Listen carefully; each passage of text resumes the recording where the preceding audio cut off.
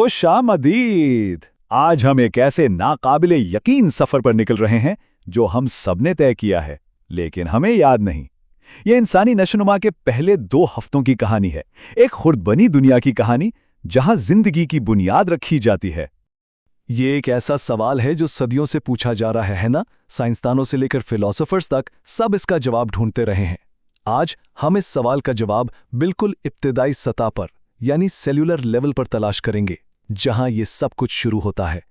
अच्छा, तो हमारी कहानी हमल के लम्हे से शुरू नहीं होती। नहीं, ये उससे भी बहुत पहले शुरू होती है, उन खास खिलों की तैयारी से जो इस पूरे अमल को मुमकिन बनाते हैं। आइए देखते हैं कि ये तामीराती ब्लॉक्स कैसे बनते हैं। इस अमल का नाम है मियोसिस।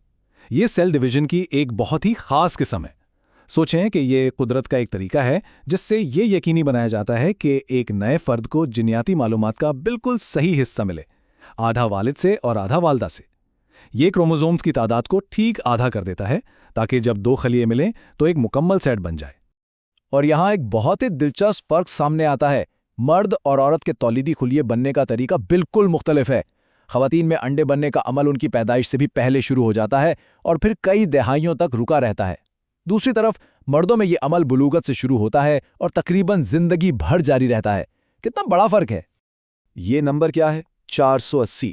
ये एक औरत की पूरी तौलीदी जिंदगी में खारिज होने वाले अंडों की औसत तादाद है।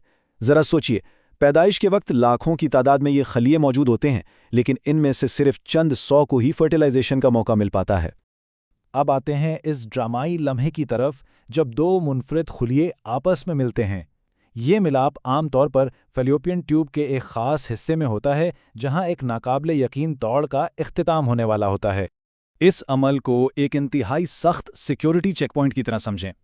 लाखों स्पर्म अपना सफ़र शुरू करते हैं, लेकिन सिर्फ एक ही तमाम रुकावटों को पार कर पाता है। पहले उसे कोरोना रेडिएटा के दीवार को तोड़ना होता है, फिर जोना पेल्यूसिडा के हिफाजती खोल को, और आखिरकार फ्यूजन का वो लम्हा आता है जब वो कामयाब होता है। जैसे ही पहला स्पर्म अंदर दाखिल होता है, एक हयातियाती सिक्योरिटी सिस्टम फौरन हरकत में आता है और बाकी सबके लिए दरवाजे बंद कर देता है। इसे पोलीस्पर्मी ब्लॉक कहते हैं। ये बहुत ज़रूरी है ताकि जिनियाती मवाद की मिक़दार बिल्कुल सही रहे। और एक और दिलचस्प बात यह है कि अंडे का अपना मियोसिस का सफ़र भी इसी लम्हे मुकम्मल होता है, फर्टिलाइजेशन के बाद। इस मिलाप के नतीजे में ज़िंदगी का पहला मुकम्मल खलिया बनता है, जिसे ज़ाइगोट कहते हैं।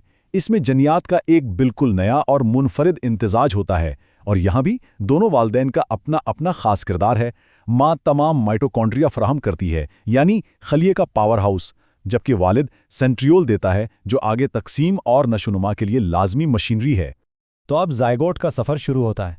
ये खुलिया फैलोपियन ट्यूब से रहम की तरफ बढ़ता है और इस पूरे रास्ते में ये मुसलसल तकसीम होता रहता है और ख़ुद को तब्दील करता रहता है। ज़रा इस रफ्तार को देखें। सिर्फ एक हफ्ते में एक खुलिया पहले खुलियों की एक ठोस गेंद यानी मॉर्यूला में तब्दील होता है, और फिर एक पेचीदा साख्त यानी ब्लास्टोसिस बन जाता है, और 7वें दिन तक ये अपने नए घर यानी रहम की दीवार से जुड़ने और वहां बसने के लिए बिल्कुल तैयार होता है। ये बात वाकई हैरान कर देने वाली है। इस बिल्कुल इब्तिदाई मरहले पर हर एक खलिये में ये सलाहियत होती है कि वो खुद एक मुकम्मल अलहदा फ़र्द बन सके। ये उन नन्हे खलियों की नाकाबिले यकीन ताकत को जाहिर करता है। ये सोचना ही कितना गैर मामूली है। अच्छा, तो सफ़र मुकम्मल हुआ। अब ब्लास्टोसिस्ट का अगला और सबसे अहम काम रहम में खुद को मजबूती से कायम करना और माँ के साथ एक राब्ता बनाना है। दूसरा हफ्ता इसी फैसलाकुन मरहले के बारे में है। ब्लास्टोसिस्ट में खुलियों के 2 अहम गुरोह होते हैं। पहला है एम्ब्रियोब्लास्ट। जैसा कि नाम से जाहिर है, यही वो हिस्सा है जो आगे चलकर असल एम्ब्रियो बनेगा और मुस्तकबिल के फ़र्द की बुनियाद रखेगा। और दूसरा ग्रोह है ट्रोफोब्लास्ट।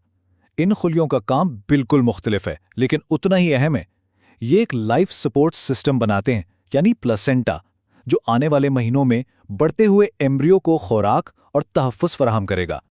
दूसरे हफ्ते में होने वाली इन पेचीदा तब्दीलियों को समझने का एक बहुत आसान तरीका 2 गुब्बारों का तसव्वुर है। एम्ब्रियो ब्लास्टोडिस्क एक फ्लैट डिस्क बन जाता है, जिसके एक तरफ एमनियोटिक कैविटी यानी एक गुब्बारा बनता है और दूसरी तरफ योक सैक यानी दूसरा गुब्बारा।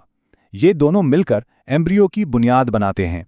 तो अब सवाल यह है कि ये सारी खुर्दबीनी तफसीलात जानना क्यों ज़रूरी है?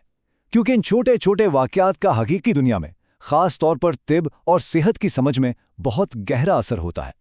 याद है ट्रोफोब्लास्ट यानी लाइफ सपोर्ट सिस्टम वाले खलिए, उनकी एक खास तय, जिसे सिंसिटियोट्रोफोब्लास्ट कहते हैं, एक बहुत ही खास हार्मोन पैदा करना शुरू कर देती है। इसका नाम है HCG, और ये वो कीमियाई सिग्नल है जो जिस्म को बताता है कि हमल ठहर चुका है।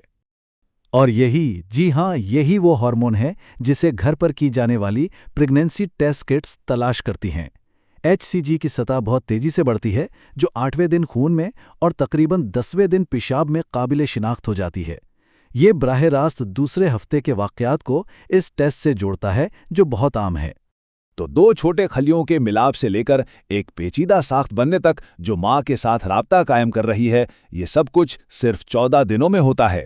ये एक ऐसा अमल है जो बेमिसाल दुरुस्तगी और पेचीदगी से भरा हुआ है। यह हमें सोचने पर मजबूर करता है कि जिंदगी का हर आगाज वाकई कितना गैर मामूली और मौजिज़ाती है।